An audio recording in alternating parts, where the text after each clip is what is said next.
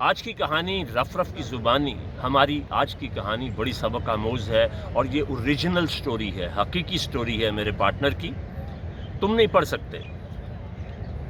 میرے دوست جو میرے استاد بھی ہیں، میرے بزنس پارٹنر بھی ٹریننگ میں رہے ہیں، انہوں نے اپنی کہانی خود سنائی کہ جب وہ 8ویں کلاس میں تھے تو ان کے ایک ٹیچر نے انہیں کہا کہ دنیا میں کوئی بھی شخص پڑھ لکھ سکتا ہے لیکن تم کبھی نہیں پڑھ سکتے، پاس ہونا تو بڑی دور کی بات ہے. یہ انہوں نے ان کو اس قدر کہا میں تمہیں لکھ کے دے دیتا ہوں کہ تم جاہل ترین نالائق ترین انسان ہو.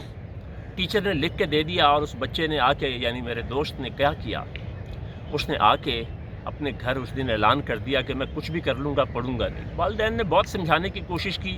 اس نے کہا جی مارنا ہے تو مار دیں. اب 8ویں سماعت کا بچہ اتنا چھوٹا بھی نہیں ہوتا. انہوں نے کہا کیا کرنا ہے؟ انہوں نے کہا جی میں نے موٹر سائیکل کا کام سیکھنا ہے. موٹر سائیکل کا کام سیکھنے چلے گئے.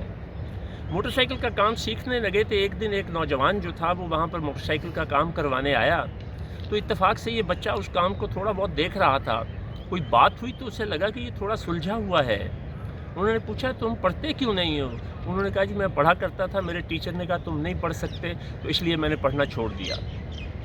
وہ موٹر سائیکل والا شخص 2 4 5 مرتبہ آیا تو صغیر صاحب نے وہ کاپی لا کے اس کو دکھا دی کہ میرے استاد نے لکھ کے دیا ہے کہ تم نہیں پڑھ سکتے تو میں کیسے پڑھ سکتا ہوں. اس آدمی نے ان کا مائنڈ سیٹ چینج کر دیا اور پھر اسی صغیر نے دھرمپورہ ہائی اسکول سے ڈسٹنکشن کے ساتھ میٹرک پاس کیا. جی سی میں انٹر میں اسکالرشپ لیا، گریجویشن میں اسکالرشپ لیا اور اسکالرشپ پہ وہ شخص جو تھا انگلینڈ پہنچا. اسکالرشپ میں ڈیل کارنگی پہنچا. آج بھی پاکستان میں اس کے لیول کا کوئی ایک ٹرینر نہیں ہے. صغیر صاحب کے لیول کا پورے پاکستان میں آج بھی کوئی ٹرینر نہیں ہے کیونکہ وہ واحد شخص ہے جو انٹرنیشنلی ریکگنائزڈ ہے اور ٹرینڈ ہے انسٹرکشنل ڈیزائن میں. باقی کسی نے آن لائن کیا، کسی نے ان لائن کیا ہے.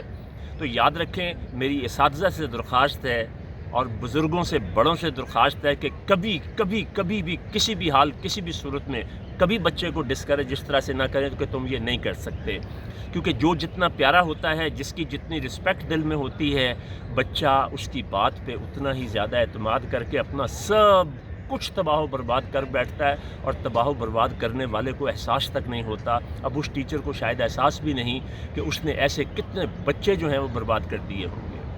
اور آخر میں میرا چھوٹا بھائی، اپنا سگا چھوٹا بھائی، اسی طرح ایک استاد کی اسی بات کا وکٹم ہوا، لیکن وہ تھوڑا ڈھیٹ تھا.